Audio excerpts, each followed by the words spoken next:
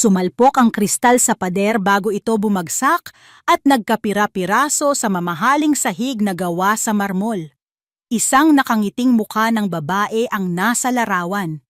Isang mukha na minsan nang pinagkatiwalaan ni Marco Elizalde ng kanyang buong mundo. Ngayon, ang mukha na iyon ay basag, katulad ng kanyang puso at tiwala. Mga sinungaling! Bulong niya sa sarili. Ang boses ay puno ng lamig at galit. Huminga siya ng malalim, pinilit na pakalmahin ang sarili. Inayos niya ang pagkakatali ng kanyang kurbata at muling umupo sa kanyang malaking leather na upuan. Ang penthouse office niya sa tuktok ng Elizalde Tower ay napapalibutan ng salamin kung saan tanaw ang buong syudad ng Makati. Ngunit para kay Marco, ang lahat ng yaman at kapangyarihan na ito ay walang kwenta. Kulang. May puwang na hindi kayang punan ng pera. Isang tagapagmana. Iyon ang kailangan niya. Hindi isang asawa. Hindi pag-ibig.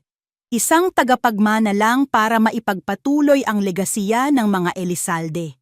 Ang kanyang mga mata ay bumaling sa isang manipis na folder sa ibabaw ng kanyang mesa. Althea Reyes. Binuklat niya ito. Naroon ang litrato ng isang simpleng babae. Hindi kagandahan tulad ni Katrina, pero may kung anong kalungkutan sa kanyang mga mata na umagaw sa atensyon ni Marco. 26 na taong gulang. Nakatira sa isang simpleng bahay sa Quezon City. Walang trabaho sa kasalukuyan. At ang pinakaimportante sa lahat, desperado. Nakasulat sa report ng kanyang investigador na ang ama ni Althea ay may malaking utang sa ospital at nahaharap pa sa kasong estafa. Kailangan niya ng pera. At iyon ang kailangan ni Marco. Isang taong hindi magtatanong, isang taong susunod lang sa kontrata. Isang sisidlan. Tumunog ang intercom sa kanyang mesa. "Sir, nandito na po si Miss Althea Reyes." "Papasukin mo siya!" utos niya. Ang boses ay walang emosyon. Ilang sandali pa, bumukas ang pinto. Pumasok ang babaeng nasa larawan. Nakasuot ito ng simpleng bestida na halatang ilang beses nang naisuot. Ang sapatos niya ay medyo luma na. Mahigpit ang hawak niya sa kanyang mumurahing bag na para bang iyon ang pinagkukunan niya ng lakas. Hindi siya tumingin ng diretso kay Marco.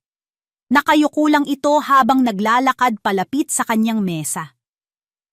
"Maupo ka," sabi ni Marco, hindi man lang ngumiti.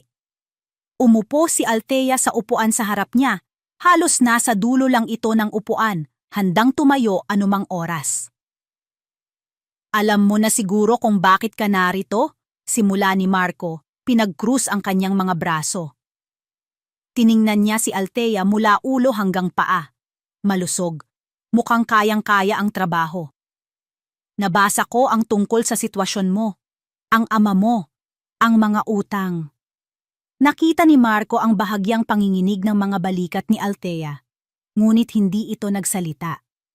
"May alok ako sa iyo, Miss Reyes. Isang alok na solusyon sa lahat ng problema mo." Inilapag niya sa mesa ang isang makapal na dokumento. Ang kontrata. "Dadalin mo sa sinapupunan mo ang anak ko. Sa loob ng 9 na buwan, lahat ng pangangailangan mo ay sasagutin ko. Ang bayad sa ospital ng tatay mo, ang kaso niya, lahat. At pagkatapos mong maisilang ang bata, bibigyan kita ng halaga na hindi mo kikitain kahit magtrabaho ka pa sa buong buhay mo." Sa wakas, nag-angat ng tingin si Althea. Nakita ni Marco ang mga luha na namumuo sa mga mata nito. Ngunit mayroon ding determinasyon. "Ano? Ano po ang mga kondisyon?" Halos pabulong na tanong nito. Ngumisi si Marco. "Simple lang. Walang anumang emosyonal na koneksyon sa bata pagkatapos itong isilang. Ibibigay mo sa akin ang bata at pagkatapos noon, hindi na tayo magkikita pa. Lalagda ka sa isang kasunduan na isinusuko mo ang lahat ng karapatan mo bilang ina. Magiging isa kang estranghero sa sarili mong anak.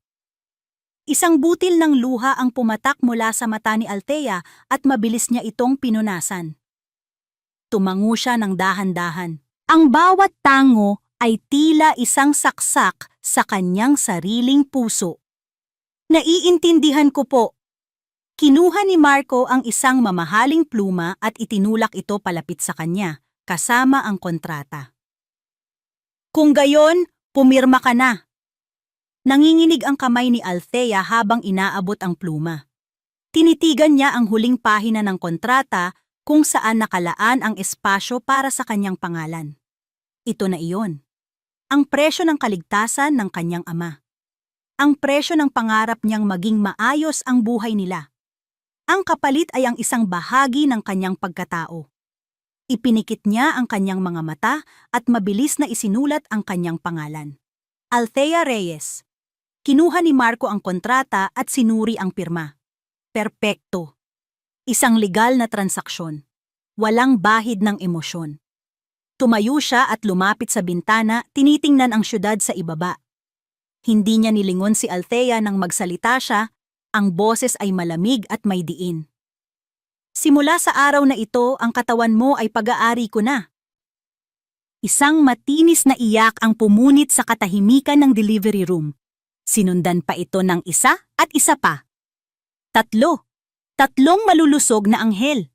Nakalimutan ni Althea ang lahat ng sakit at pagod. Napalitan iyon ng isang damdamin na hindi niya pa naramdaman kailanman. Isang pagmamahal na napakalaki na halos hindi magkasya sa kanyang dibdib. Dahan-dahan, inilapit ng nurse ang 3 maliliit na bundle sa kanya. 2 lalaki, 1 babae, ang kanyang mga anak. Miguel, Mateo, at Milagros. Bulong niya, hinahaplos ang malambot na pisngi ng bawat isa. Ang kanyang mga luha ay hindi na dahil sa sakit, kundi sa purong kaligayahan. Inamoy niya ang kanilang natatanging amoy, ang amoy ng bagong silang na sanggol. Hinawakan niya ang kanilang maliliit na kamay na agad kumapit sa kanyang daliri. Sa mga sandaling iyon, sila ay sa kanya. Ang buong mundo niya ay nasa kanyang mga bisig. Alam niyang limitado lang ang oras niya. Kaya sinulit niya ang bawat segundo. Kinabisado niya ang bawat kurba ng kanilang mga mukha. Ang maliit na nunal ni Miguel sa may kilay. Ang makapal na buhok ni Mateo. Ang mahabang pilik mata ni Milagros na kamukhang kamukha ng sa kanya. Nagsimula siyang humimig ng isang lumang oyayi, isang awit na kinakanta sa kanya ng kanyang ina noong siya ay bata pa. Isang awit na tungkol sa mga bituin at sa buwan. Ang kanyang boses ay nanginginig, puno ng pagmamahal at ng paparating na pighati. Huwag ninyong kalilimutan ang boses ni nanay, ha? Pakiusap niya sa mga sanggol na tila nakikinig sa kanya. Kahit anong mangyari, tandaan ninyo, mahal na mahal kayo ni nanay. Ngunit ang oras ay isang kalaban na hindi niya kayang talunin. Isang magalang nakatok sa pinto ang gumising sa kanya mula sa kanyang munting paraiso. Pumasok ang isang lalaking nakasuit, may dalang itim na briefcase. Hindi ito si Marco. Ito ang kanyang abogado, ang taong paalala ng malupit na katotohanan. Miss Reyes! Magalang ngunit malamig na bati ng abogado. I trust everything went well. Hindi sumagot si Thea. Mas hinigpitan niya ang yakap sa kanyang mga anak na para bang kaya niya silang itago mula sa mundo. Inilapag ng abogado ang briefcase sa isang maliit na mesa at binuksan ito. Sa loob, hindi pera ang una niyang inilabas, kundi isang kopya ng kontrata. Ayon sa ating napagkasunduan, sabi ng abogado, itinuturo ang isang particular na sugnay. You have fulfilled your part of the contract, at ayon din dito, you are to relinquish all parental rights and have no further contact with the children. Bawat salita ay parang kutsilyong tumatarok sa puso ni Thea. Bigyan niyo pa po ako ng kaunting oras, pakiusap niya, ang boses ay basag. Kahit ilang minuto lang po. Umiling ang abogado, walang mababakas na awa sa mukha nito. I'm sorry, Miss Reyes. The arrangement was clear. The vehicle is waiting. We must avoid any unnecessary attachments. Attachments. Ganun lang ang tingin nila sa mga anak niya. Mga attachments. Isang nurse ang pumasok, may dalang blankong tingin. Ito na ang hudyat. Dahan-dahan, kinuha ng nurse si Miguel mula sa kanyang bisig.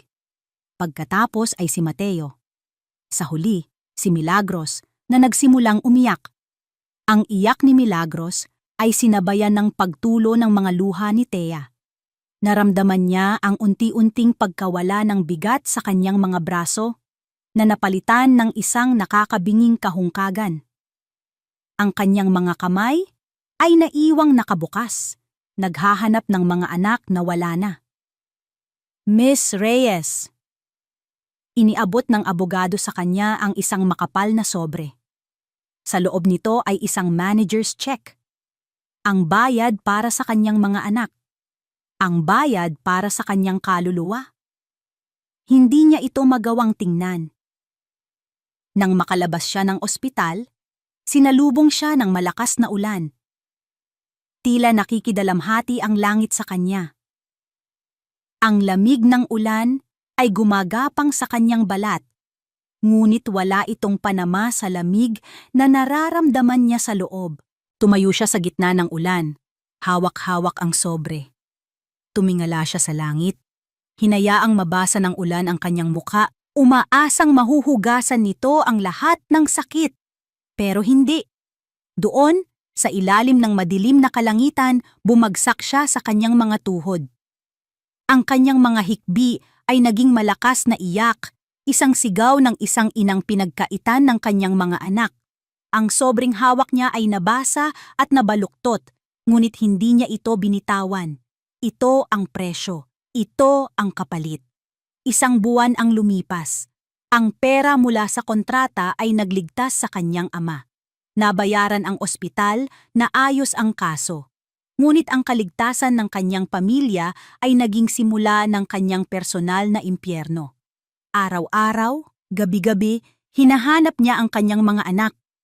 Ang kanyang mga braso ay laging nakakaramdam ng kahungkagan. Ang oyayi ay palaging nasa dulo ng kanyang dila, ngunit walang sanggol na mapapagkantahan. Isang umaga, habang nagbabasa ng dyaryo para maghanap ng trabaho, isang anunsyo ang pumukaw sa kanyang pansin. Wanted! Nanny urgently needed for newborn triplets. Must be experienced and willing to live in. High salary. Location? Forbes Park, Makati. Nanigas si Thea sa kanyang kinauupuan. Forbes Park. Triplets. Ang kanyang puso ay nagsimulang tumibok ng napakabilis.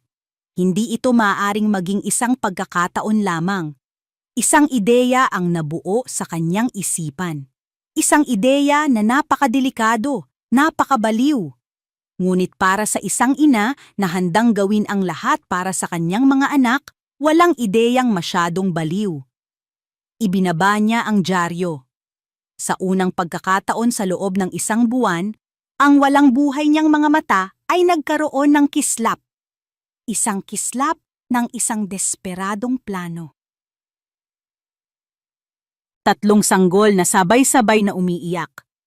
Iyon ang tunog na bumubulabog sa buong mansyon ng mga Elizalde. Para kay Marco, ang ingay na iyon ay mas malala pa sa pinakamalakas na alarm. Isang tunog ng kabiguan. Nasaan na naman yung yaya? Sigaw niya, ang kanyang mamahaling suit ay may bahid na ng gatas. Pumasok ang kanyang mayordoma, si Manang Fe, na namumutla at pawis na pawis. Sir, umalis na po. Iniwan na lang po yung sulat sa kusina. Hindi na raw po niya kaya. Pangatlong yaya na sa loob lang ng 2 linggo. Napahilamos ng kamay sa muka si Marco. Ang isang CEO na kayang magpatakbo ng isang multibilyong kumpanya ay hindi magawang patahanin ang sarili niyang mga anak. Lumapit siya sa kuna kung nasaan si Miguel, na pinakamalakas umiyak. Sinubukan niyang palitan ang diaper nito, ngunit sa bawat galaw niya ay lalo lang lumalakas ang iyak ng sanggol. Habang karga niya si Miguel, umiiyak naman ng malakas si Mateo sa kabilang kuna. At si Milagros, ang bunso, ay tila nakikipagkumpetensya sa kanyang mga kapatid. Isang magulong orkestra ng iyakan. Ang kanyang perpekto at tahimik na mansyon ay naging isang magulong nursery. "Patahanin niyo sila!" Utos niya sa dalawa pang kasambahay. Ngunit tulad niya, wala rin silang magawa. Sa gitna ng kaguluhan, muling lumapit si Manang Fe. "Sir," sabi nito, medyo nag-aalangan. "May dumating po. Nag-a-apply bilang yaya." Tiningnan siya ni Marco nang may pagdududa. "Isa na naman? Sige, papasukin mo. Bilis!" Ilang sandali pa, pumasok ang isang babae. Simple lang ang suot nito, nakayuko, at mahigpit ang hawak sa kanyang bag. Pamilyar ang muka. Ito yung babae sa kontrata, si Althea Reyes. Tinaasan niya ito ng kilay. "Ikaw?" Tumango si Althea, hindi pa rin makatingin ng diretso. "Nakita ko po yung anunsyo, sir. Kailangan niyo raw po ng yaya." Halos matawa si Marco sa kabalintunaan ng lahat. Ang babaeng binayaran niya para iwanan ang mga bata ay narito ngayon. Nag-a-apply para alagaan sila. Ngunit ang desperasyon ay mas matimbang kaysa sa kanyang pagmamataas. "May experience ka ba?" tanong niya, kahit alam na niya ang sagot. "Wala po, pero..." "Wala? Anong gagawin mo dito? Mag-e-eksperimento sa mga anak ko?" Putol ni Marco. Ang pasensya niya ay paubos na. Biglang umaling-aungaw ang isang napakatining na iyak. Si Milagros. Ang iyak nito ay tila may kasamang sakit, isang iyak na nagpapakaba sa dibdib ni Marco. "Manang, kunin mo na yung gatas!" sigaw niya. Ngunit kahit anong gawin nila, hindi tumatahan si Milagros. Lalong lumalakas ang iyak nito. Sa gitna ng lahat, isang boses ang nagsalita. Mahinahon, ngunit may diin. "Sir," sabi ni Althea. Sa unang pagkakataon, nag-angat ito ng tingin at tumingin ng diretso sa kanya. Ang mga mata nito ay nakatuon hindi sa kanya, kundi sa kuna ni Milagros. "Pwede ko po bang subukang kargahin?" Tinitigan siya ni Marco. Isang babaeng walang experience, isang estranghero. Ngunit may kung anong awtoridad sa boses nito na hindi niya maintindihan. Isang bagay na parang likas. Dahil wala nang ibang pagpipilian, sumuko siya. "Sige, subukan mo. Lahat na sinubukan namin." Dahan-dahan, lumapit si Althea sa kuna ni Milagros. Bawat hakbang niya ay maingat at puno ng layunin. Hindi ito ang kilos ng isang nag-a-apply na yaya. Ito ang kilos ng isang ina. Maingat niyang binuhat si Milagros. Ikinulong niya ang maliit na sanggol sa kanyang mga bisig. Idinuyan ito ng marahan. At nagsimulang humimig ng isang pamilyar na himig. At pagkatapos, isang himala ang nangyari. Tumigil ang iyak ni Milagros. Hindi dahan-dahan. Biglaan. Ang matinis na iyak ay napalitan ng katahimikan. Isiniksik ng sanggol ang kanyang mukha sa leeg ni Althea at bumuntong hininga, na para bang doon lang niya nahanap ang kapayapaan na kanina pa niya hinahanap. Napanganga si Manang Fe at ang iba pang kasambahay. Nakatayo lang si Marco, hindi makapaniwala sa kanyang nakikita. Sa loob ng ilang linggo, wala ni isa sa kanila ang nakagawa niyon. Ngunit ang babaeng ito, sa loob lang ng ilang segundo, ay nagawa ang imposible. Pinagmasdan niya si Althea. Ang paraan ng paghawak niya sa bata. Ang paraan ng pagduyan niya. Lahat ay perpekto. Lahat ay natural. Ang katahimikan sa silid ay halos nakakabingi. Ang tanging maririnig na lang ay ang mahinang paghinga ng natutulog na sanggol at ang mahinang himig ni Althea. Tumingin si Marco mula sa payapang mukha ng kanyang anak papunta sa mukha ng babaeng may hawak dito. Ang babaeng dapat ay isang estranghero lang. Huminga siya ng malalim, ang kanyang isip ay puno ng pagtataka at isang kakatwang pakiramdam na hindi niya mapangalanan. Paano? Bulong niya, halos hindi marinig. Itinaas niya ang kanyang boses, puno ng pagkamangha at pagdududa. Paano mo ginawa yan? Ang mansyon ni Marco Elizalde ay isang ginintuang hawla. Iyon ang natutunan ni Althea sa unang linggo niya bilang Yaya Thea. Sa umaga, isa siyang masipag na yaya. Nagpapakain, nagpapatulog, nagpapalit ng lampin. Bawat tawa ng kanyang mga anak ay musika sa kanyang pandinig. Bawat paghaplos sa kanilang malambot na balat ay isang ninakaw na sandali ng kaligayahan. Ngunit pagsapit ng gabi, kapag ang buong bahay ay tahimik na at ang lahat ay natutulog, doon lumalabas ang tunay na si Althea, ang ina. Dahan-dahan siyang tumitiyad papasok sa nursery, ang tanging ilaw ay mula sa siwang ng pinto. Lumalapit siya sa bawat kuna, ang kanyang puso ay umaapaw sa pagmamahal na kailangan niyang itago sa liwanag ng araw. Miguel, anak! Bulong niya sa panganay, hinahaplos ang buhok nito. Si nanay ito! Nandito lang si nanay! Lumilipat siya sa kuna ni Mateo. Huwag kang malikot matulog ha, jologs ka! Natatawa niyang sabi, ginagaya ang biro ng kanyang ama. At sa huli, kay Milagros, ang kanyang munting prinsesa. Mila, mahal na mahal ka ni nanay, sabi niya. Ang isang butil ng luha ay hindi niya napigilang pumatak sa kumot ng sanggol.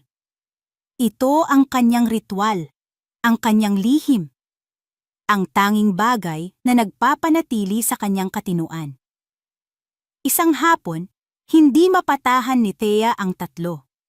Sabay-sabay silang umiiyak at walang anumang laruan o duyan ang nakakapagpakalma sa kanila.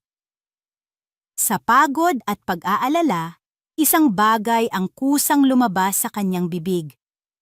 Ang lumang oyayi ng kanyang ina. Ang awit na kinanta niya sa ospital. Tumingin sa mga bituin, "Oh, munting anghel ko!"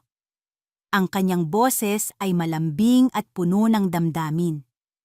Nawala siya sa sarili, ipinikit ang mga mata habang dinuduyan si Mateo sa kanyang mga bisig.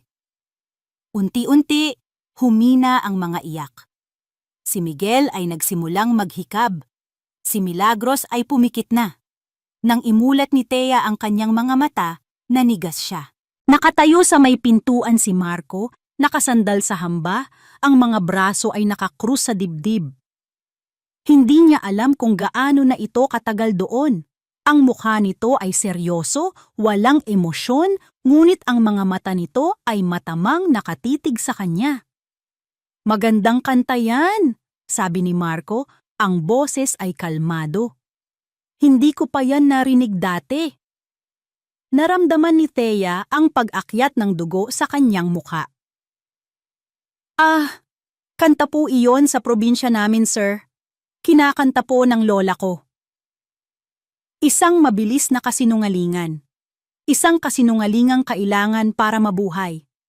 Tumangulang si Marco, ngunit nanatili ang kanyang mga mata sa kanya, tila sinusuri ang bawat galaw niya bago ito tumalikod at umalis.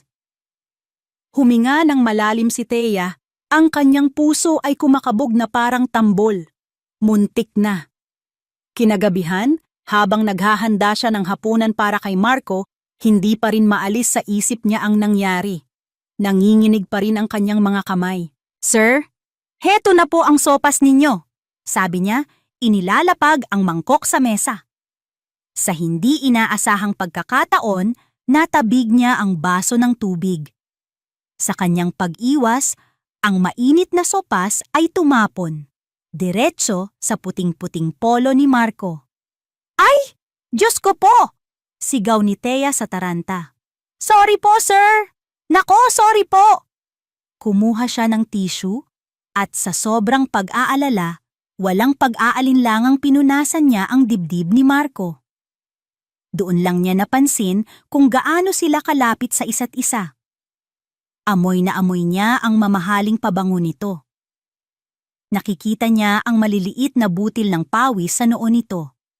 Nagkatinginan sila. Nakita ni Thea ang gulat sa mga mata ni Marco, ngunit hindi galit. Dahan-dahan, hinawakan ni Marco ang kamay niya para pigilan siya. Ang hawak nito ay magaan ngunit may kuryenteng gumapang sa buong braso ni Thea. "Okay lang, Thea," sabi ni Marco. Ang boses ay mas malumanay kaysa karaniwan. "Damit lang to." Napabitaw si Thea na parang napaso. Nag-init ang kanyang buong muka. "Sorry po talaga, sir." "It's okay," ulit ni Marco, binitawan na ang kanyang kamay. Ngunit ang pakiramdam ng hawak nito ay nanatili. Buong gabi, ang insidenteng iyon ay paulit-ulit sa isip ni Thea. Ang lapit nila, ang hawak niya, ang pagbanggit niya sa pangalan niya na walang yaya. Kinagabihan, bago matulog, pinanood niya ang mga sanggol mula sa baby monitor sa kusina. Nakatulog na sila ng mahimbing. Napangiti siya. Kahit anong takot at pagod, sulit ang lahat basta't nakikita niya silang ligtas at payapa. Hindi sila mapakali kapag wala ka. Halos mapatalon si Thea sa gulat. Si Marco. Nakatayo sa likuran niya, nakatingin din sa monitor. Lahat ng yaya, sinukuan sila. Patuloy ni Marco, ang boses ay mababa at seryoso. "Pero sa'yo iba. Sa'yo payapa sila." Hindi alam ni Thea ang sasabihin. Humarap si Marco sa kanya. Ang mga ilaw sa kusina ay malabo, nagbibigay ng anino sa kanyang mukha, ngunit ang intensidad sa kanyang mga mata ay malinaw na malinaw. Tila may hinahanap ito. Tila may gusto itong maintindihan. "Thea," sabi niya, at ang simpleng pagbanggit sa kanyang pangalan ay nagpatindig ng balahibo sa kanyang batok. "May tanong ako." Naghihintay siya, ang kanyang paghinga ay nakabitin sa ere. "Bakit ganun na lang ang pag-aalaga mo sa kanila?" Tanong ni Marco, ang kanyang tingin ay tumatagos sa kaluluwa niya. Para mo silang sariling anak. Para mo silang sariling anak." Ang tanong na iyon ay nanatiling nakabitin sa isipan ni Marco. Ilang linggo matapos niya itong bitawan sa kusina. Ang sagot ni Thea ay lohikal at propesyonal. Ngunit para kay Marco, mayroon itong kulang. May lalim sa mga mata nito noong gabing iyon na hindi kayang ipaliwanag ng simpleng trabaho lang. Naging ugali na ni Marco ang umuwi ng mas maaga. Ang dating Elizalde Tower na dati kanlungan niya mula sa isang tahimik na mansyon ay naging isang lugar na gusto na niyang lisanin pagsapit ng 5:00. Gusto na niyang umuwi. Gusto na niyang marinig ang ingay, ang maliliit na tawa, ang paminsan-minsang iyak, at ang mahinang oyayi ni Thea. Ang kanyang mansyon ay nagkaroon ng puso. At ang puso na iyon ay si Thea at ang 3 bata. Isang gabi, nagising si Marco sa isang hindi pangkaraniwang katahimikan. Walang tunog mula sa baby monitor. Kinabahan siya. Mabilis siyang bumangon at nagtungo sa nursery.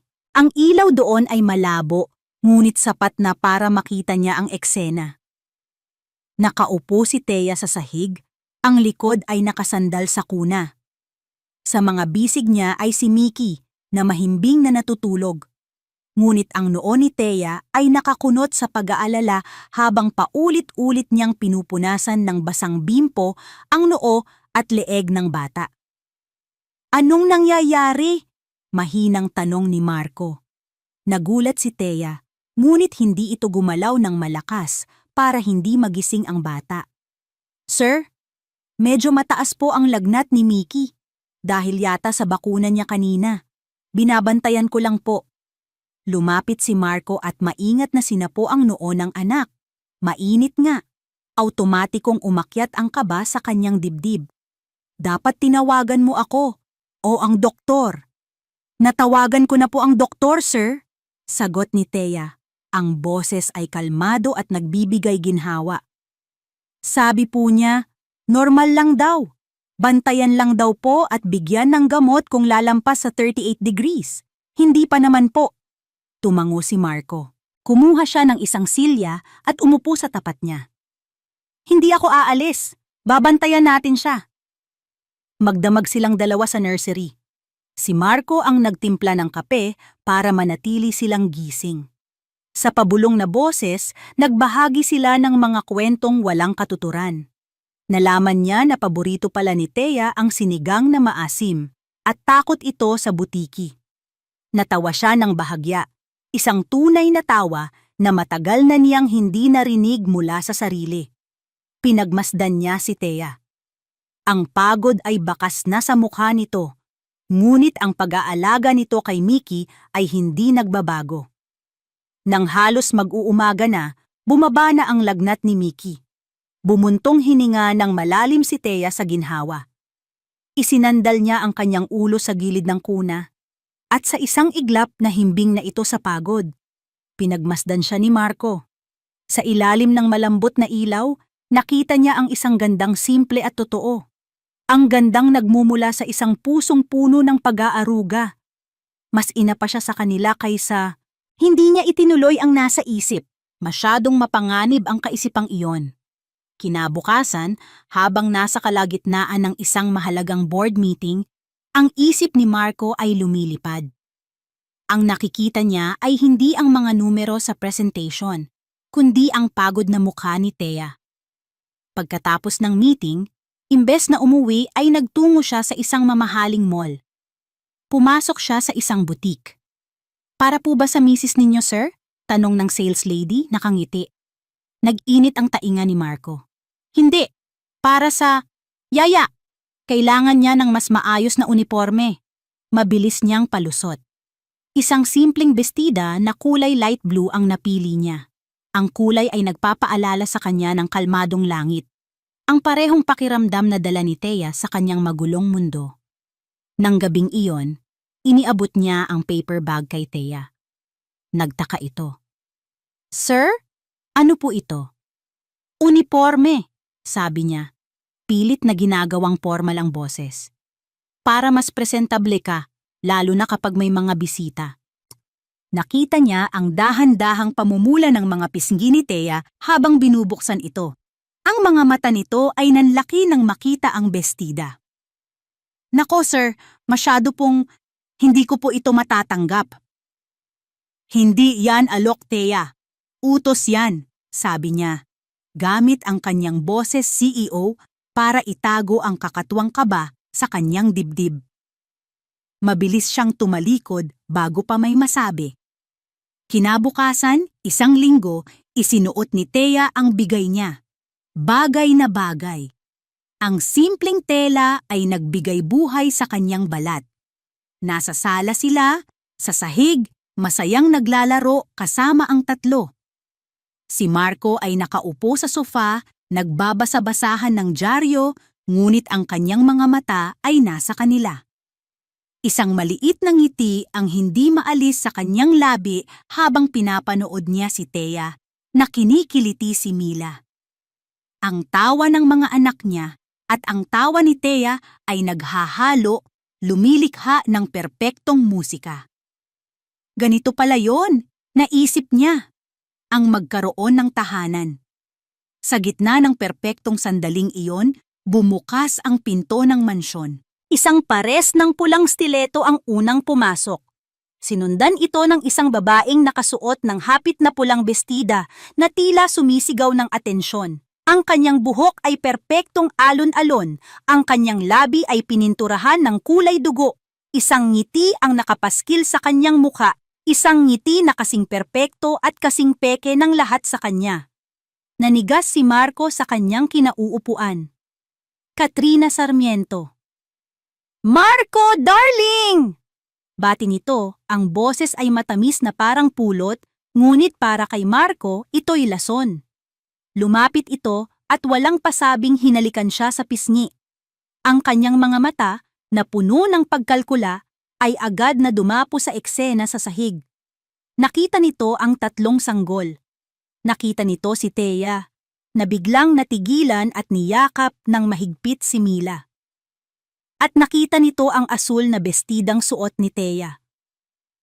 Ang plastik ng ngiti ni Katrina ay dahan-dahang naglaho. Pinalitan ito ng isang tingin na mapanuri, tinitimbang, at hinuhusgahan si Thea mula ulo hanggang paa. Pagkatapos, bumaling itong muli kay Marco. Ang ngiti ay bumalik, ngunit ngayon may bahid na ito ng pang-aalipusta. "Darling," sabi niya, "ang boses ay sapat lang para marinig nilang dalawa, ngunit ang talim ay sapat na para sugatan ang buong silid.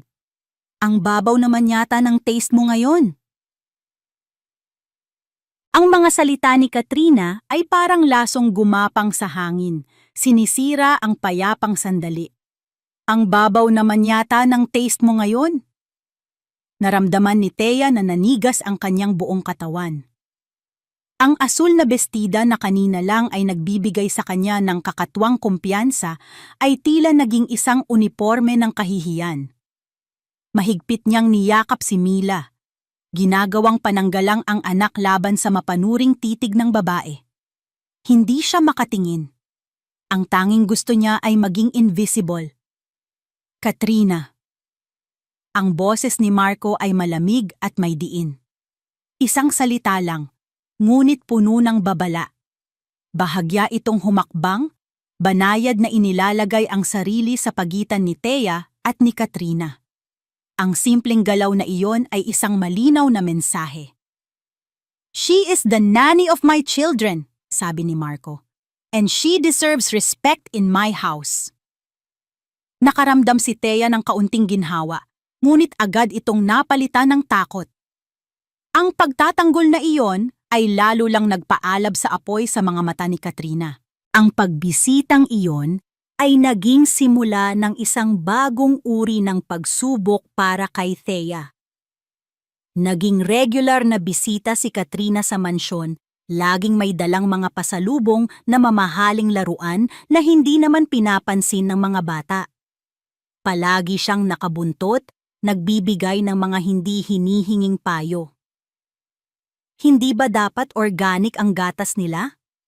Bakit mo sila pinapatulog ng ganyan? Sa Europe, ang mga bata ay may sleep training. "Yaya, pakikuha mo nga ako ng tubig." Bawat salita ay isang maliit na karayom, isang paalala na siya ay isang hamak na katulong lang sa bahay na iyon, habang si Katrina ay umaarteng para siyang ang reyna. Tinitiis lahat ni Thea. Ngumingiti siya, tumatango at sumusunod. Ginagawa niya ang lahat para hindi mapansin, para maprotektahan ang kanyang sekreto. Isang hapon, nag-imbita si Marco ng ilang business partners para sa isang maliit na pagtitipon sa mansyon. Nandoon si Katrina, nakadikit kay Marco na parang linta. Si Thea naman ay abala sa pag-aalaga sa 3 sa may playpen sa isang sulok ng sala. Naghanda ng merienda ang mga kasambahay. Si Mateo, na nagsisimula ng maging mapili sa pagkain, ay ayaw kumain. Sinubukan ni Marco na subuan ito, umiling lang ang bata. Sinubukan ni Katrina, gamit ang isang pekeng matamis na boses, pero isinara lang ni Mateo ang kanyang bibig at nagsimulang umungol. "Hey nako! Napaka-choosy naman ng batang to!" sabi ni Katrina, halata ang inis. Lumapit si Thea. "Ako na po, ma'am," mahinahon niyang sabi. Kumuha siya ng kaunting pagkain sa kutsara, hinipan ito, at iniharap kay Mateo. "Mateo, anak! Likakain tayo!" bulong niya. "Masarap to, promise!" Tila may mahika, ibinuka ni Mateo ang kanyang bibig at masayang kinain ang pagkain. Nagpatuloy si Thea sa pagsubo hanggang sa maubos ng bata ang kanyang pagkain. Natahimik ang lahat ng nakakita. Ngumiti ang mga business partners ni Marco, Samantalang si Marco naman ay nakatingin kay Thea nang may paghanga. Ngunit si Katrina, ang kanyang mga mata ay nanliliit, puno ng pagdududa at matinding selos. Mayroong koneksyon si Thea sa mga bata na hindi niya maintindihan at hindi niya kayang pantayan. Kinagabihan, habang pinapatulog ni Thea ang mga bata, sinimulan niyang himigin ang kanyang oyayi, ang kantang kinakanta ng kanyang ina, ang kantang nagpapakalma sa kanyang mga anak, ang kantang sikreto nilang apat. Hindi niya alam na sa labas ng bahagyang nakabukas na pinto, nakatayo si Katrina. Hindi ito nakatingin, ngunit nakikinig. Ang himig, pamilyar. Saan niya nga ba ito narinig? Biglang naalala ni Katrina ang isang pag-uusap nila noon ni Marco noong sila pa. Nabanggit ni Marco na ang kanyang yumaong lola na taga-probinsya ay may kinakantang isang kakaibang oyayi. Pero imposible. Coincidence lang siguro, sabi ni Katrina sa sarili. Ngunit ang binhi ng pagdududa ay naitanim na. Kinabukasan, sinadya ni Katrina na iwanan ang kanyang mamahaling scarf sa nursery. Pagbalik niya para kunin ito, nakita niya si Thea na nag-aayos ng mga gamit. "Yaya, nakita mo ba yung scarf ko?" tanong niya, nagkukunwaring naghahanap. "Ay, opo, ma'am. Heto po," sabi ni Thea, inaabot ang scarf. Habang inaabot ito ni Thea, napansin ni Katrina ang isang maliit na peklat sa may pulsuhan ni Thea, isang peklat na halos hindi na makita. Isang peklat na eksaktong nasa lugar kung saan karaniwang inilalagay ang IV drip sa ospital. Ang mga piraso ng palaisipan ay nagsimulang magkabit-kabit sa isip ni Katrina.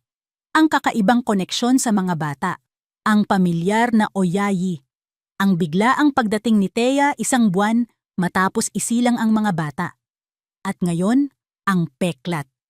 Isang malamig na realisasyon ang gumapang sa kanya. Isang napaka-imposibleng ideya. Ngunit, paano kung... Nang gabing iyon, sa loob ng kanyang kotse, tinawagan ni Katrina ang isang tao, isang pribadong investigador. "May ipapahanap ako sa'yo," sabi ni Katrina. Ang boses ay seryoso at puno ng determinasyon. Nag-send siya ng isang litratong palihim niyang kinuha kay Thea gamit ang kanyang cellphone. "Her name is Althea Reyes, yaya sa bahay ni Marco Elizalde. I want you to investigate everything about her. Lahat, pero may isang bagay kang kailangang unahin." "Ano po iyon, ma'am?" tanong ng investigador sa kabilang linya. Huminga ng malalim si Katrina, ang kanyang mga mata ay nag-aapoy sa pananabik at galit. "Alamin mo kung nasaan siya at kung anong ginagawa niya 10 buwan na ang nakalipas." "Anong ibig mong sabihin na hindi na siya pwedeng maging yaya ng mga anak ko?" Ang boses ni Marco ay umaling-aungaw sa kanyang opisina. Sa kabilang linya, si Katrina ay tumatawa ng mahina, isang tunog na nagpainit ng ulo ni Marco. "Darling, be reasonable," sabi ni Katrina. "Isa lang siyang yaya. At ako? Ako ang magiging ina nila. Hindi magandang tingnan na may ibang babae na masyadong malapit sa kanila, lalo na't ganyan lang ang estado niya sa buhay." "Wala kang karapatan, Katrina," mariing sabi ni Marco.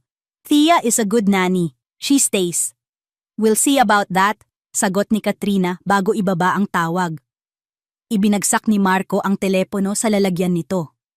Sa bawat araw na dumadaan, lalo niyang nakikita ang tunay na kulay ni Katrina. Mapanlinlang, mapagkunwari, at sakim. Ang pagbabalik nito ay hindi dahil sa pagmamahal, kundi dahil sa desperasyon at pagkakataon. Nakikita nito ang 3 bata bilang tiket pabalik sa yaman at kapangyarihan ng mga Elizalde. At si Thea ang hadlang. Lalo niyang naramdaman ang isang kakaibang responsibilidad na protektahan si Thea. Hindi lang bilang amo, kundi bilang isang bagay na mas malalim, isang bagay na hindi pa niya handang pangalanan. Sa gitna ng kanyang pag-iisip, tumunog ang kanyang cellphone. Isang numero na hindi pamilyar. Nang sagutin niya ito, isang humihikbing boses ang kanyang narinig. Ang ina ni Thea. Sir Marco, pasensya na po sa abala. Si Thea po. Pwede ko po bang makausap? Wala siya rito. Nasa mansyon siya. Anong problema, ginang? Tanong ni Marco, biglang kinabahan. Ang asawa ko po. Ang tatay ni Thea. Dinampot po ng mga pulis. May warrant of arrest daw po para sa kasong estafa. Sabi ng abogado namin, kailangan daw po ng malaking pera para sa piyansa kung papayagan man. Sir, hindi po namin alam ang gagawin. Nanigas si Marco. Ang kaso ng ama ni Thea. Ang dahilan kung bakit pumayag si Thea sa kontrata. Huminahon po kayo, ginang, sabi ni Marco. Pilit na pinapakalma ang sarili. Huwag kayong mag-alala. Aayusin ko to. I'll send my lawyer. Pagkababa niya ng tawag, agad niyang tinawagan ang kanyang personal na abogado, si Attorney Cruz. Find out everything about this case, utos niya, Tos. Lahat ng detalye. I want to know who is behind this. Buong araw, hindi mapakali si Marco. Ang kanyang isip ay nahahati sa pag-aalala para sa ama ni Thea at sa iritasyon kay Katrina. Pag-uwi niya ng gabi, ang mansyon ay tahimik. Nakita niya si Manang Faye sa sala. Nasaan si Thea? Tanong niya. Nasa hardin po, sir. Mula pa po kanina. Ayaw pong kumain. Sagot ni Manang Faye, bakas ang pag-aalala. Pinuntahan ni Marco si Thea sa hardin. Nakaupo ito sa isang bench, nakatingin sa malayo, ang mga mata ay namumugto. Ang balikat nito ay nanginginig sa bawat pigil na hikbi. Ang malakas at masayahing babae na kilala niya ay biglang naging napakarupok. Umupo siya sa tabi nito, hindi nagsasalita. Hinayaan niya lang itong maramdaman na may kasama ito. Pagkaraan ng ilang sandali, inabot niya ang isang panyo mula sa kanyang bulsa. Gamitin mo to, sabi niya. Kinuha ito ni Thea. Ang mga daliri ay nanginginig. Salamat po, sir. Pasensya na po. Huwag kang humingi ng pasensya, sabi ni Marco. Nakausap ko ang nanay mo. I told her my lawyer will handle it. Nag-angat ng tingin si Thea. Ang mga mata ay puno ng gulat at pasasalamat. Talaga po, sir? Bakit po? Bakit niyo po ito ginagawa? Dahil hindi ko kayang makita kang umiiyak. Iyon ang gustong isagot ni Marco.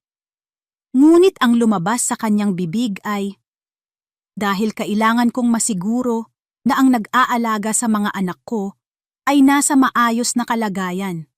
Distraction ito sa trabaho mo. Isang palusot. Alam nilang pareho iyon.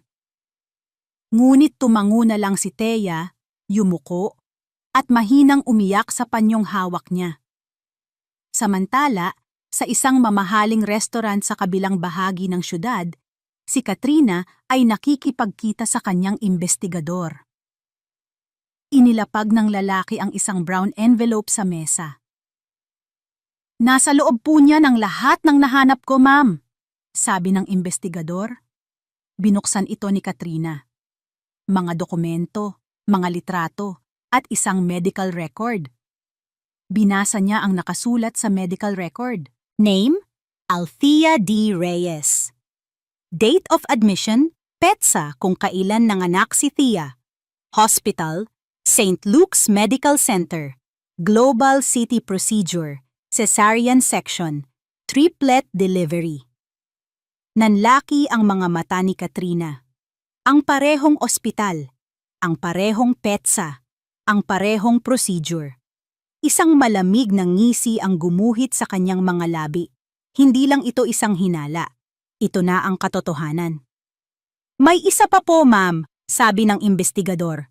Yung kaso po ng tatay niya. Nalaman ko po kung sino ang nag-file ng reklamo. Sino? Tanong ni Katrina, bagamat hindi na siya ganoon kainteresado. Isang maliit na real estate developer, si Mr. David Lim, may-ari ng Lim Holdings. Pero ang interesting po, ma'am, ay ang kumpanya niya ay bagong acquisition lang ng isang mas malaking kumpanya. Anong kumpanya? Sarmiento Group of Companies po, ma'am.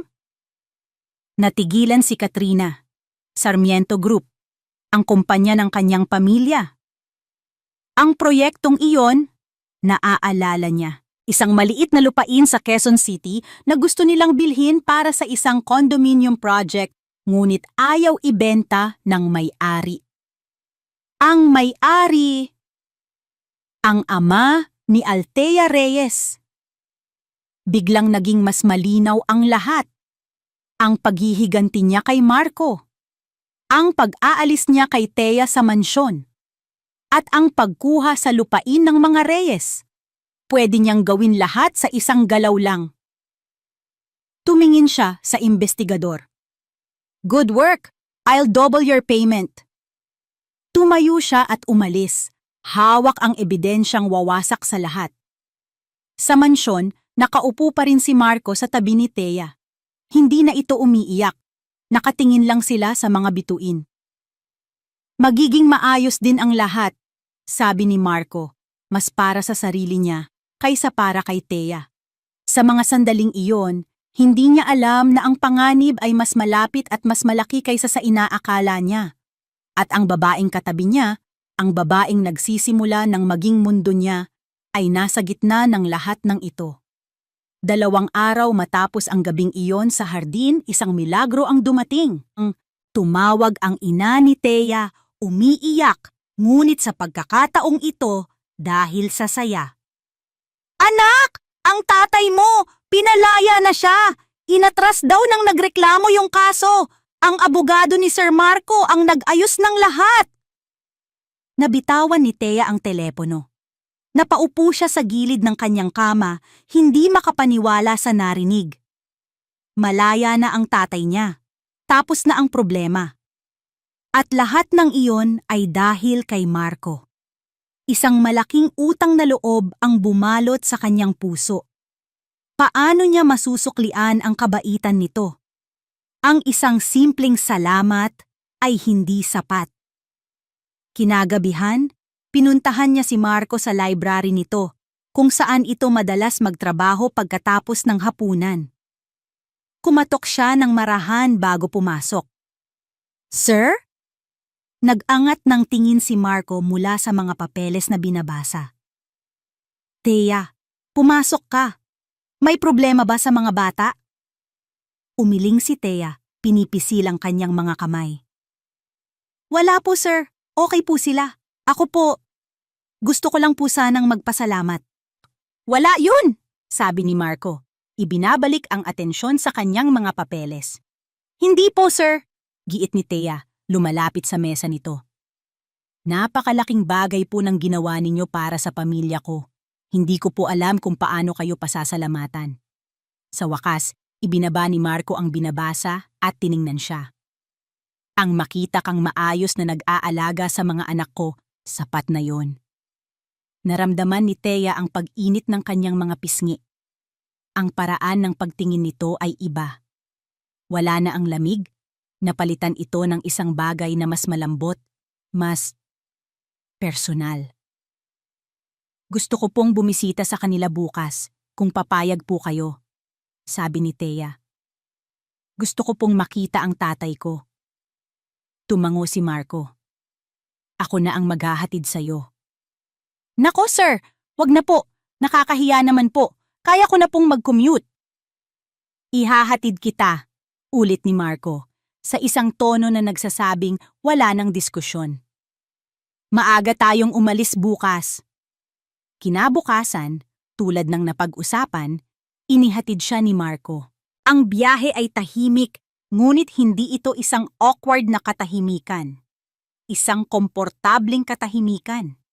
Pagdating nila sa kanilang maliit na eskinita, sinalubong sila ng kanyang mga magulang. Ang kanyang ama, na payat ngunit malusog na ngayon, ay niyakap siya ng mahigpit. Salamat sa Diyos anak, sabi nito. Nakita ni Thea si Marco na nakatayo sa di kalayuan, magalang na nagmamasid. Lumapit ang kanyang ama dito at inilahad ang kamay. Sir Marco, maraming salamat po. Utang po namin sa inyo ang buhay ko. Walang anuman po. Ang mahalaga ay maayos na kayo, sagot ni Marco, tinatanggap ang kamay nito. Sa loob ng ilang oras, nakaramdam si Thea ng tunay na kapayapaan. Ngunit kailangan na nilang bumalik. Gabi na nang lisanin nila ang Quezon City. Sa kalagitnaan ng biyahe sa NLEX, biglang bumuhos ang isang napakalakas na ulan. Ang mga wiper ng kotse ay hirap na hirap sa pagkayod. At pagkatapos, sa gitna ng kawalan, biglang umubo ang makina ng sasakyan at namatay. Damn it! Bulong ni Marco habang sinusubukang i-start muli ang kotse pero wala. Nasa gitna sila ng highway, malakas ang ulan, at sira ang kotse. Tumawag si Marco para humingi ng tulong, ngunit sinabihan silang aabutin pa ng mahigit 1 oras bago makarating ang tow truck. Walang pagpipilian, naghintay sila. Ang tanging naririnig ay ang malakas na patak ng ulan sa bubong ng kotse at ang kanilang mga paghinga. Ang espasyo sa loob ng mamahaling sasakyan ay biglang naging napakaliit. Pasensya ka na, sabi ni Marco, binabasag ang katahimikan.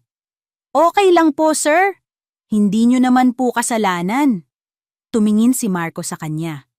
Ang mga ilaw mula sa mga dumadaang sasakyan ay lumilikha ng mga anino sa loob, nagbibigay diin sa kanyang malakas na panga at sa intensidad ng kanyang mga mata.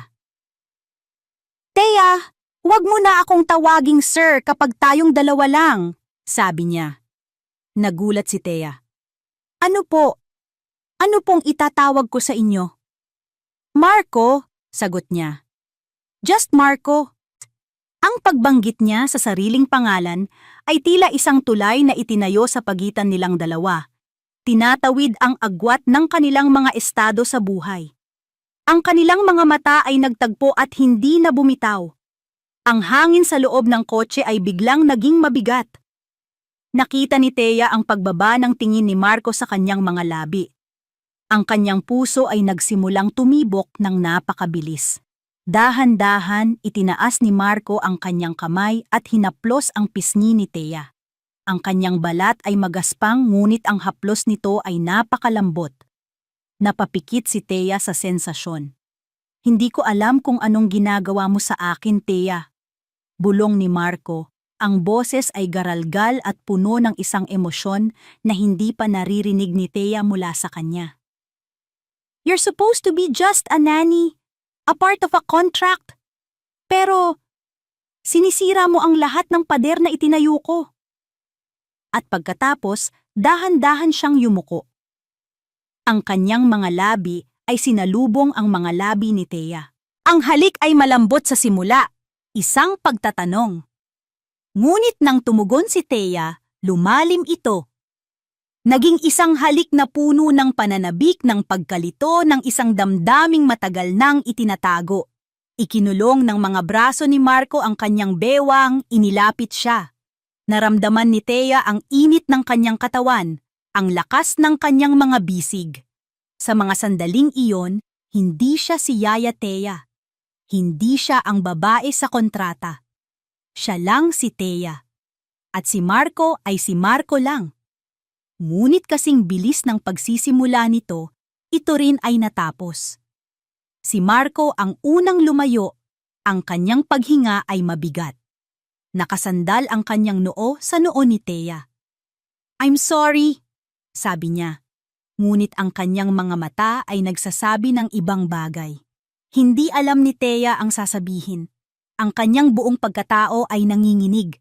Nang sa wakas ay dumating ang tulong at nakauwi sila sa mansyon, pasado hating gabi na. Pagod at tuliro, sabay silang pumasok sa tahimik na bahay. Ngunit hindi katahimikan ang sumalubong sa kanila. Sa gitna ng malawak na sala, nakaupo sa isa sa mga sofa ay si Katrina. Ang kanyang mga binti ay magkadekwatro at isang mapanuyang ngiti ang nakapaskil sa kanyang mukha. Tila naghihintay ito. Well, sabi ni Katrina.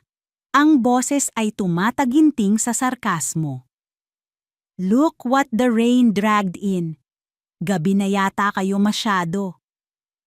Ang kanyang mga mata ay lumipat mula sa gulat na mukha ni Marco patungo sa namumulang pisngi at bahagyang magulong buhok ni Thea. Alam niya. May ideya siya kung anong nangyari. Ngumiti si Katrina ng mas malapad, isang ngiti na parang sa isang ahas. Sakto ang pagdating ninyo. Nandito ako para personal na imbitahan kayo sa first birthday party ng mga bata sa darating na Sabado. It will be a grand celebration. Siguraduhin ninyong darating kayo. Tumingin siya ng diretso kay Thea. Dahil marami akong inihandang sorpresa.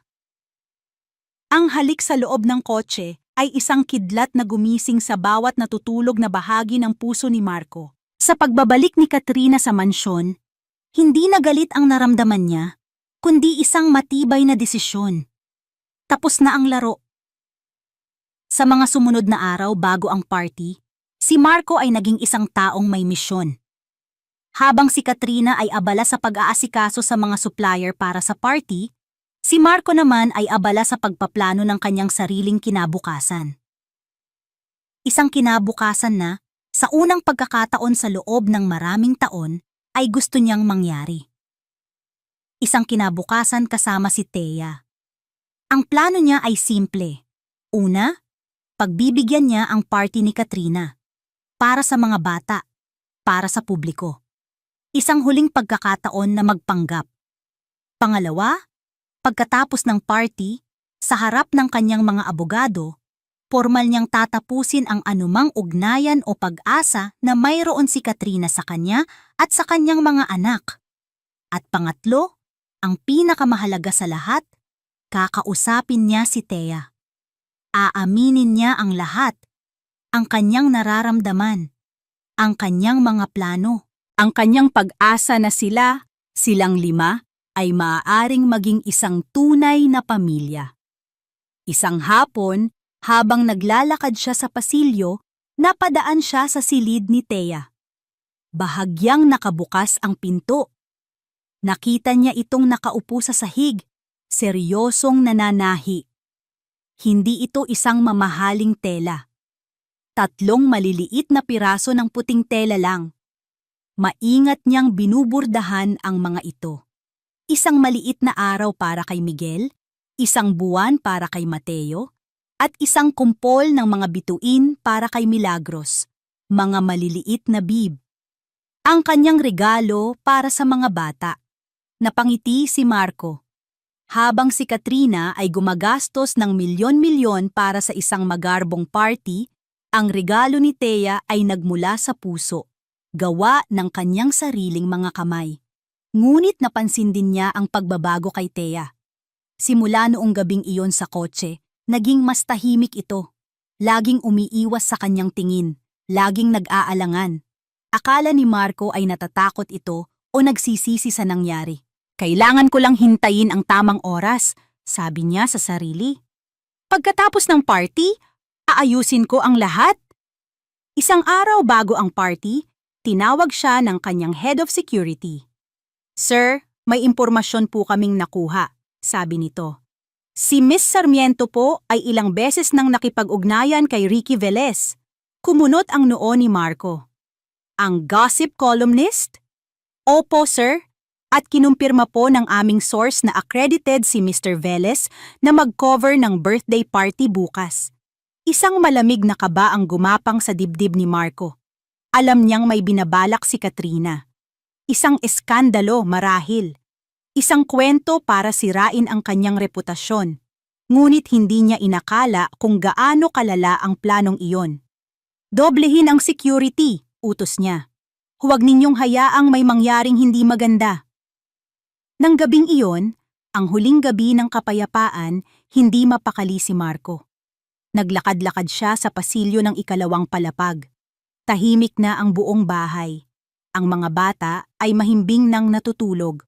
Habang papalapit siya sa nursery, narinig niya ang isang mahinang tunog. Isang hikbi. Huminto siya. Bahagyang nakabukas ang pinto. Sumilip siya. Naroon si Thea, nakaluhod sa pagitan ng tatlong kuna. Ang kanyang likod ay nakaharap sa pinto. Ang kanyang balikat ay nanginginig. Miguel, Mateo, Milagros. Narinig niyang bulong nito sa pagitan ng mga hikbi. Mga anak ko. Yumuko ito at hinalikan ang noo ng bawat isa. Kahit anong mangyari bukas, kahit anong sabihin nila, tandaan ninyo ha? Ang boses ni Thea ay basag, puno ng sakit at pagmamahal. Mahal na mahal kayo ni nanay. Palagi. Nakaramdam ng kirot si Marco sa kanyang puso. Hindi dahil sa hinala, kundi dahil sa paghanga. Ang pagmamahal ng babaeng ito para sa kanyang mga anak ay puro at walang kapantay. Para sa kanya, hindi ito isang yaya na nagsasalita. Ito ay isang babaeng may ginintuang puso na itinuturing na sariling anak ang mga batang inaalagaan niya. Ang eksenang iyon ang lalong nagpatibay sa kanyang desisyon. Siya na, sabi niya sa sarili. Siya na ang babaeng gusto kong makasama habang buhay. Dahan-dahan siyang tumalikod at naglakad palayo, ayaw sirain ang sagradong sandali ni Thea. Puno ng pag-asa ang kanyang puso, sigurado sa kanyang mga plano, handa nang harapin ang bukas para itayo ang kanilang kinabukasan. Hindi niya alam na sa isang madilim na sulok ng nursery, sa likod ng isang bookshelf, isang maliit na itim na bagay ang nakatago. Isang hidden camera. At ang maliit na pulang ilaw nito ay tahimik na kumikindat. Isang digital na mata na saksi at tagatala ng lahat, ng mga luha, ng mga salita, ng pag-amin, na siyang magiging sandata para wasakin ang lahat ng kanyang pinapangarap. Ang hardin ng mansyon ng mga Elizalde ay naging isang paraiso mula sa isang fairy tale. Daan-daang puting lobo ang nakalutang sa hangin. Ang mga mesa ay napapalibutan ng mga sariwang bulaklak. Isang 5-tier na cake ang nakatayo sa gitna na may 3 maliliit na anghel sa tuktok. Ito ang perpektong birthday party, isang perpektong kasinungalingan. Nakatayo si Marco sa isang tabi, hawak ang isang kopita ng champagne, ngunit ang kanyang mga mata ay wala sa mga bisita. Nasa kay Thea ito. Suot nito ang asul na bestida, abala sa pag-aasikaso sa 3 bata na nakaupo sa kanilang mga high chair, suot ang mga maliliit na korona. Ngumingiti si Thea, ngunit nakikita ni Marco ang kaba sa kanyang mga mata. Konting tiis na lang, bulong ni Marco sa sarili. Pagkatapos nito, magiging maayos na ang lahat. Dumating si Katrina, nakasuot ng isang makinang na damit na tila gustong agawin ang atensyon ng lahat. Ngumiti ito sa kanya, isang ngiti ng isang manlalarong malapit ng manalo. Ready ka na ba, darling? Tanong nito. Tapusin na natin to, Katrina? Walang ganang sagot ni Marco. Ang programa ay nagsimula. May mga palaro, kantahan, at tawanan. Ngunit para kay Marco, ang lahat ay isang malabong ingay lang. Ang hinihintay niya ay ang pagtatapos.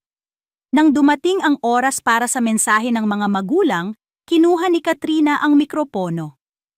Thank you all for coming to celebrate the first birthday of our little angels. Simula niya, ang boses ay puno ng pekeng emosyon. Alam ninyo, ang pagiging isang ina ay isang pangarap na natupad para sa akin.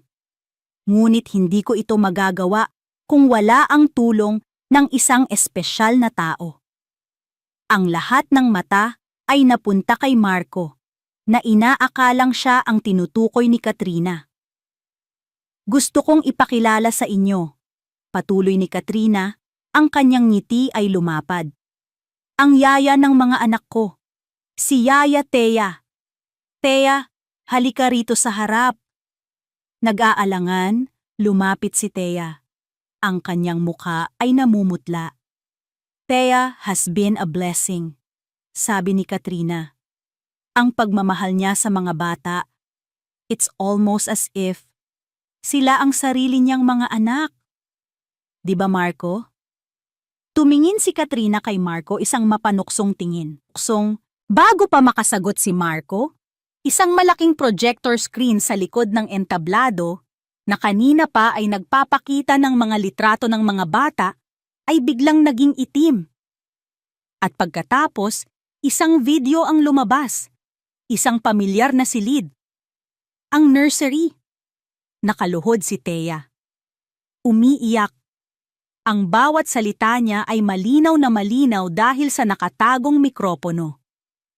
Miguel, Mateo, Milagros, mga anak ko.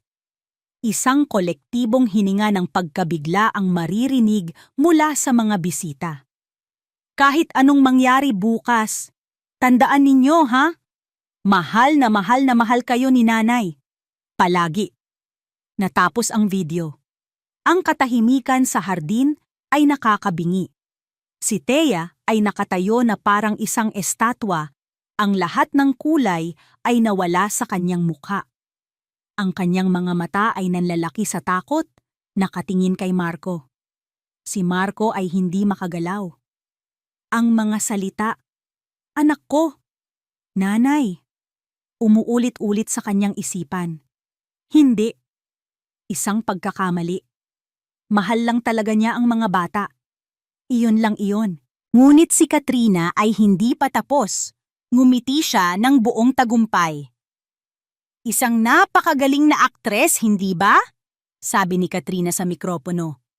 Pero alam niyo kung ano ang mas magaling? Ang katotohanan. May iniabot sa kanya ang isang assistant. Isang pamilyar na dokumento. Ang kontrata. Baka nagtataka kayo kung bakit ganun na lang ang pagmamahal ni Yaya Thea sa mga anak ko. Sabi ni Katrina, itinaas ang kontrata para makita ng lahat. Dahil ang babaeng ito, si Althea Reyes, ay hindi lang isang yaya. Siya ang surrogate mother na binayaran ni Marco para lang dalhin ang mga bata sa kanyang sinapupunan.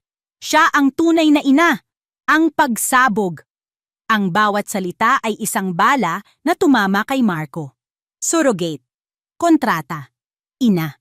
Ang mga piraso ng palaisipan ay nagkabit-kabit sa isang nakakakilabot na larawan. Ang himala sa nursery noong unang araw. Ang oyayi. Ang koneksyon na hindi niya maintindihan. Ang lahat ay isang malaking kasinungalingan. Ang sakit ng pagtatraidor, ang parehong sakit na naramdaman niya kay Katrina noon, ay bumalik 10 beses na mas matindi. Ang pag-asa na itinayo niya sa kanyang puso ay gumuho sa isang iglap. Ang babaeng pinagkatiwalaan niya, ang babaeng nagsimula na niyang mahalin, ay niloko lang siya. Isang desperadong babae na lumabag sa kontrata para makapasok sa pamilyang ito. Sigaw ni Katrina. Isang manloloko! Lumingon si Marco kay Thea. Ang kanyang mukha ay wala ng emosyon, isang maskara ng malamig na galit. Nakita niya ang mga luha na dumadaloy sa mga mata ni Thea, ang pag-iling ng ulo nito, ang pakiusap. Ngunit ang nakikita lang niya ay ang mukha ng isang traidor. Totoo ba? Tanong ni Marco. Ang boses ay mahina, ngunit puno ng panganib. Hindi makasagot si Thea. Tanging mga hikbilang ang lumalabas sa kanyang bibig. Ang kanyang katahimikan ay ang kumpirmasyon. Marco, please! Pakiusap ni Thea. Huwag mong banggitin ang pangalan ko! Sigaw ni Marco, ang kanyang boses ay umaling-awngaw sa buong hardin. Ang lahat ng sakit, galit, at pagkasira ng puso ay sumabog sa isang salita. Sinungaling! Tinuro niya ang gate. Umalis ka sa pamamahay ko. Ngayon din! Sir, parang awa niyo na. Sinabi kong umalis ka! Sigaw niya muli. 2 security guard ang lumapit kay Thea. Hinawakan nila ito sa braso. Huwag! Ang mga anak ko! Sigaw ni Thea. Nagpupumiglas, ang kanyang mga mata ay nakatingin sa 3 bata na nagsisimula ng umiyak dahil sa komosyon. Hinila siya ng mga guard palayo. Ang kanyang mga iyak at pakiusap ay unti-unting humina habang inilalayo siya mula sa party, mula sa mansyon, mula sa kanyang mga anak. Naiwan si Marco na nakatayo sa gitna ng nasirang selebrasyon. Ang mga bulungan ng mga bisita ay parang mga bubuyog sa kanyang tainga. Ang tawa ng tagumpay ni Katrina ay isang tunog na gusto niyang burahin. Ngunit ang pinakamasakit sa lahat ay ang tunog ng tatlong umiiyak na sanggol. Ang kanilang mga iyak ay tumatagos sa kanyang puso. Isang paalala ng kanyang kabiguan. Umiiyak sila.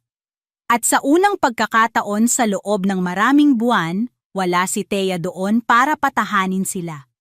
Ang daan palabas ng mansyon ay ang pinakamahabang nilakaran ni Thea sa buong buhay niya.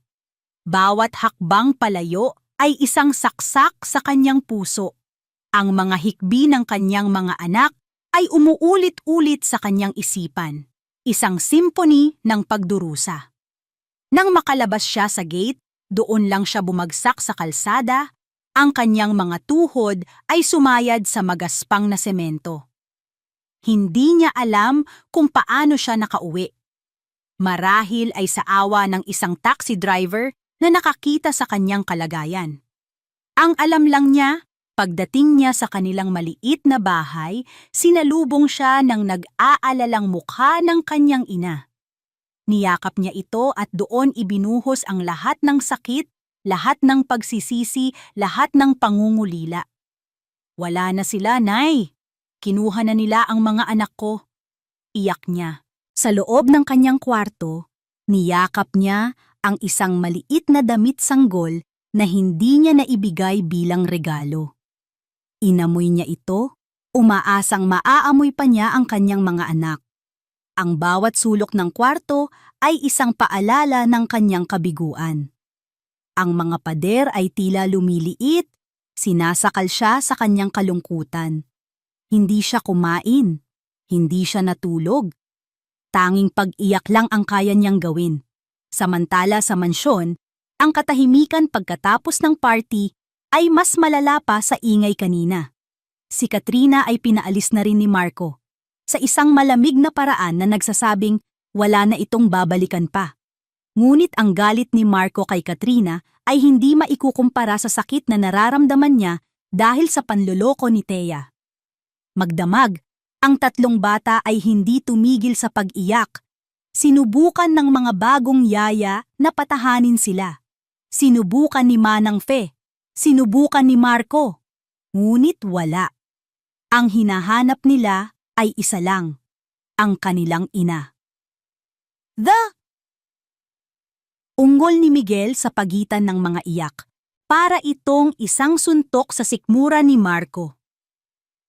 Kahit sa pag-iyak, ang pangalan pa rin ni Thea ang tinatawag ng kanyang anak. Kinaumagahan, pumasok sa library ni Marco ang kanyang pinagkakatiwalaang assistant, si Alex, na may dalang isang folder. Mukha itong pagod at balisa. "Sir?" sabi ni Alex. "May kailangan po kayong malaman. Kung tungkol yan sa babaeng yun, ayokong marinig." Malamig na sagot ni Marco, nakatingin sa labas ng bintana. "Sir, tungkol po ito sa kaso ng tatay niya," giit ni Alex. "Yung inutos niyo pong imbestigahan. Nakuha na po ng abogado natin ang buong file." Inilapag ni Alex ang folder sa mesa. Inatras po yung kaso, pero may isang bagay po na nakapagtataka. Ang nag-file po ng reklamo ay si Mr. David Lim ng Lim Holdings. At ang Lim Holdings, sir, ay binili ng Sarmiento Group of Companies 3 buwan na ang nakalipas. Dahan-dahang lumingon si Marco, ang Sarmiento Group, ang kumpanya ni Katrina. Ayon po sa record ng City Planning Office, patuloy ni Alex, may plano po ang Sarmiento Group na magtayo ng isang high-rise condominium sa lugar kung nasaan ang bahay ng mga Reyes. Matagal na po nilang gustong bilhin yung lupa, pero ayaw pong ibenta ng tatay ni Thea. Ang kasong estafa, Ito po ang paraan nila para puwersahin siyang magbenta. Biglang nag-iba ang takbo ng isip ni Marco. Ang kaso ng ama ni Thea ay hindi isang simpleng problema sa pera. Ito ay isang kalkuladong paninira, isang pang-aabuso sa kapangyarihan. At ang nasa likod nito ay si Katrina. Naalala niya ang desperasyon sa mukha ni Thea noong una silang magkita. Ang babaeng iyon ay hindi isang oportunista. Isa siyang anak na handang gawin ang lahat para iligtas ang kanyang ama mula sa isang sitwasyong hindi niya kasalanan. Biglang bumalik sa isip niya ang video. Ang mga salita ni Thea. Mahal na mahal kayo ni nanay. O ang sakit at galit sa kanyang puso ay nagsimulang mapalitan ng isang mas malalim at mas masakit na damdamin, pagdududa sa sarili niyang ginawa. Alex! Utos niya, ang boses ay nanginginig. Yung security footage sa nursery, i-play mo! Sa malaking screen sa kanyang opisina, pinanood nilang muli ang video. Ngunit ngayon, iba na ang kanyang nakikita. Hindi na isang manloloko ang nakikita niya. Nakikita niya ang isang ina na nagpapaalam. Ang bawat salita ay puno ng dalisay na pagmamahal at sakit. Ang mga luha nito ay totoo. Pagkatapos ng video, may isa pang footage na lumabas. Ang pag-uusap nila sa hardin. Ang pag-iyak nito sa kanyang balikat. Bakit niyo po ito ginagawa? Dahil kailangan kong masiguro na ang nag-aalaga sa mga anak ko ay nasa maayos na kalagayan. Ang sarili niyang mga salita ay sampal sa kanyang muka. Paano niya nasabi iyon? Paano niya nagawang ipagkait sa isang ina ang sarili nitong mga anak at pagkatapos ay itaboy ito na parang isang hayop? Ang multo ng nakaraan, ang takot na maloko ulit, ay bumulag sa kanya. Hinusgahan niya si Thea gamit ang sakit na idinulot ni Katrina. Hindi gamit ang katotohanang nasa harap niya. Gumuho ang mundo ni Marco. Ang bigat ng kanyang pagkakamali ay dumagan sa kanya. Sir? Nag-aalalang tanong ni Alex. Tumayo si Marco. Ang kanyang mga mata ay determinadong muli, ngunit sa ibang dahilan. Hindi na para protektahan ang kanyang yaman o pangalan, kundi para itama ang isang karumal-dumal na pagkakamali. Ihanda mo ang sasakyan, utos niya. Saan po tayo pupunta, sir? Sa mga bata, sabi ni Marco. Pupuntahan natin ang mga bata. Pumunta siya sa nursery. Ang tatlong sanggol ay pagod na sa kaiiyak, ngunit ang mga hikbi ay naroon pa rin. Kinuha niya si Miguel. Kinuha ni Manang Faye si Mateo. At si Alex, kahit nagulat, ay binuhat si Milagros. Pupuntahan natin ang nanay ninyo, bulong ni Marco kay Miguel. Binuhat nilang tatlo ang mga bata at isinakay sa kotse. Walang dalang gamit. Walang plano. Tanging isang desperadong pangangailangan na itama ang lahat. Minaneho ni Marco ang sasakyan. Binagtas ang pamilyar na daan papunta sa Quezon City. Bawat metro na nilalakbay nila ay isang metro palapit sa pagpapatawad o sa habambuhay na pagsisisi. Huminto ang mamahaling sasakyan sa harap ng isang maliit, simpleng bahay. Bumaba si Marco. Maingat niyang kinuha si Milagros mula kay Alex. Karga niya ang isang anak, habang ang dalawa pa ay karga ng kanyang mga tauhan. Tumayo siya sa harap ng pinto ng mga Reyes, ang puso niya ay kumakabog ng mas mabilis kaysa noong haharap siya sa pinakamalaking business deal ng kanyang buhay. Huminga siya ng malalim. Handa na siyang harapin ang kanyang pinakamalaking pagkakamali. Ang katok sa pinto ay mahina, halos nag-aalangan, ngunit sapat na para marinig sa loob ng maliit na bahay. Ang ina ni Thea ang nagbukas ng pinto. Ang kanyang mukha ay nagpakita ng gulat, pagkatapos ay galit, nang makita niya kung sino ang nasa labas. Anong ginagawa mo rito? Matapang niyang tanong. Ngunit ang galit sa kanyang mga mata ay biglang napalitan ng pagkamangha nang makita niya ang nasa likod ni Marco. Ang tatlong sanggol, ang kanyang tatlong apo. Si Thea, na narinig ang boses ng kanyang ina, ay lumabas mula sa kanyang kwarto. Ang kanyang mga mata ay namumugto at walang buhay. Ngunit nang makita niya ang tatlong bata, isang kislap ang bumalik. "Mga anak!" bulong niya. Sa sandaling marinig ng mga bata ang kanyang boses, nagsimula silang umungol at iwinawasiwas ang kanilang mga kamay, gustong makalapit sa kanya. Si Milagros, na karga ni Marco, ay umiyak at iniunat ang mga braso patungo kay Thea. Ito ang eksenang sumira sa natitirang pader sa puso ni Marco. Walang salitang namutawi, lumapit si Thea. Kinuha niya si Milagros mula sa mga bisig ni Marco. Ang kanilang mga kamay ay bahagyang nagdikit. Isang kuryenteng gumapang, ngunit ngayon puno ito ng sakit at pagsisisi. Niyakap ni Thea si Milagros ng napakahigpit. Nilalanghap ang amoy ng kanyang anak. Kinuha rin niya si Miguel at Mateo at umupo siya sa sahig, pinalilibutan ng kanyang tatlong kayamanan.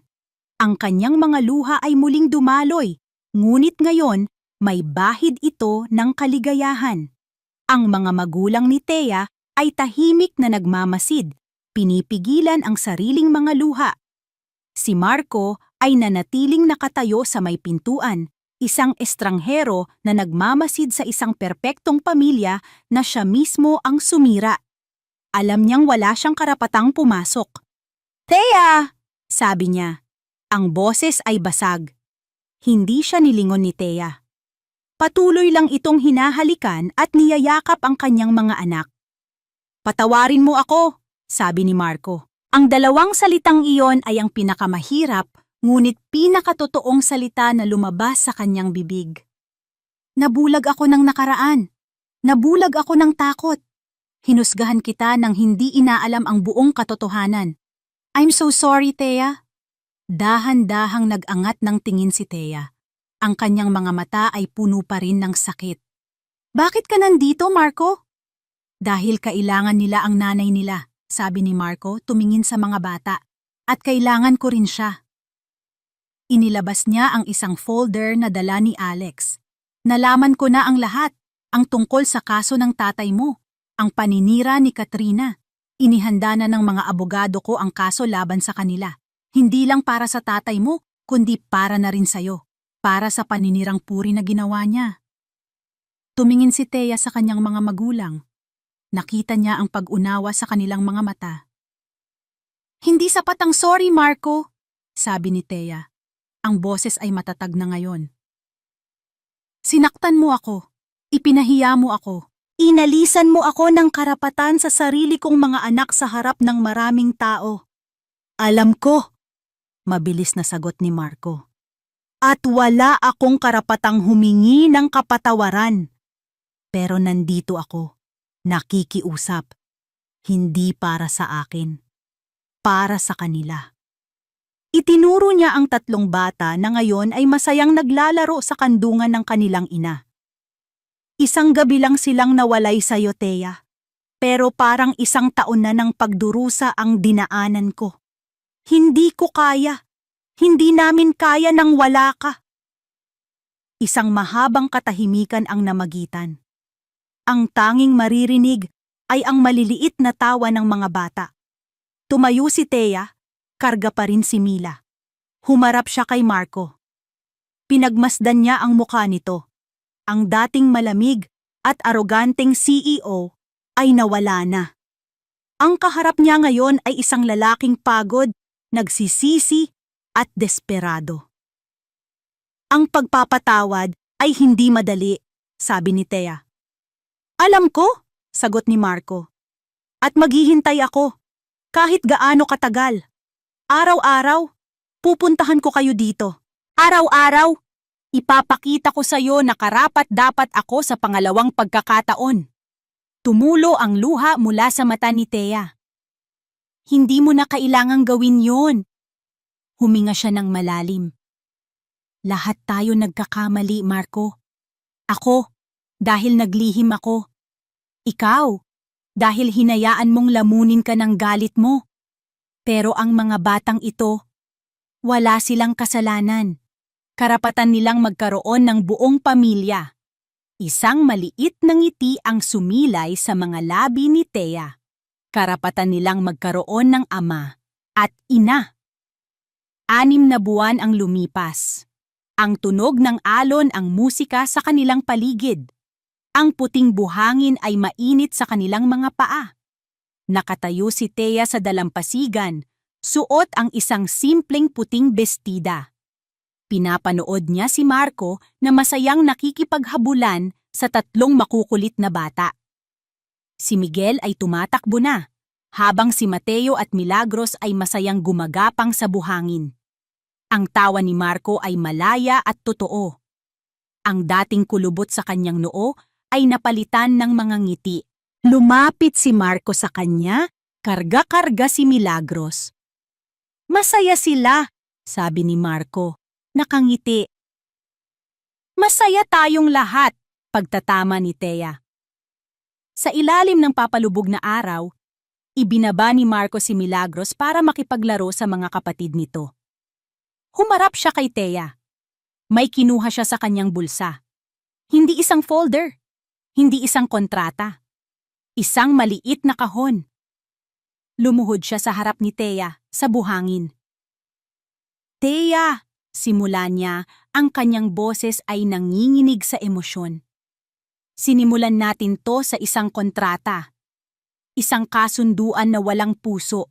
Gusto kong tapusin yun ngayon at simulan ang isang bago." Binuksan niya ang kahon. Sa loob, isang simpleng singsing na may isang maliit na diamante ang kumikinang. Hindi ito isang kontrata. Ito ay isang pangako. Isang pangako ng habambuhay na pagmamahal, pagtitiwala at pag-unawa. "Althea Reyes, gusto mo bang maging pamilya ko? Ang tunay na pamilya ko? Please marry me." Tumingin si Thea kay Marco na nakaluhod sa kanyang harapan. Tumingin siya sa 3 bata na masayang naglalaro, ang kanilang mga tawa ay isinasayaw ng hangin. Tumingin siya sa hinaharap. Tumulo ang luha sa kanyang mga mata, ngunit hindi dahil sa sakit, dahil sa purong kaligayahan. Ngumiti siya, isang ngiti na nagsasabi ng lahat, isang ngiti na sumasagot sa tanong. Hindi na niya kailangang magsalita. Sa wakas, pagkatapos ng lahat ng sakit at pagsubok, sila ay isang pamilya. Isang pamilyang hindi nabuo sa isang pirasong papel, kundi sa pagpapatawad, pag-unawa, at isang pag-ibig na kayang paghilumin ang lahat. At dito po nagtatapos ang kwento ni na Marco at Thea. Mga minamahal kong tagapakinig, mula sa kaibuturan ng aking puso, maraming salamat po sa inyong walang sawang pagsubaybay sa bawat kabanata ng kanilang paglalakbay. Isang karangalan ang maging bahagi ng inyong mga araw at gabi. Ang pagsulat ng kwentong ito ay isa ring paglalakbay para sa akin. Kasama ninyo akong kinilig, nasaktan, umiyak, at umasa para kina Marco at Thea. Bawat salita ay may dalang bigat at pag-asa, at bawat eksena ay hinugot mula sa paniniwalang lahat tayo ay may karapatan sa isang masayang wakas.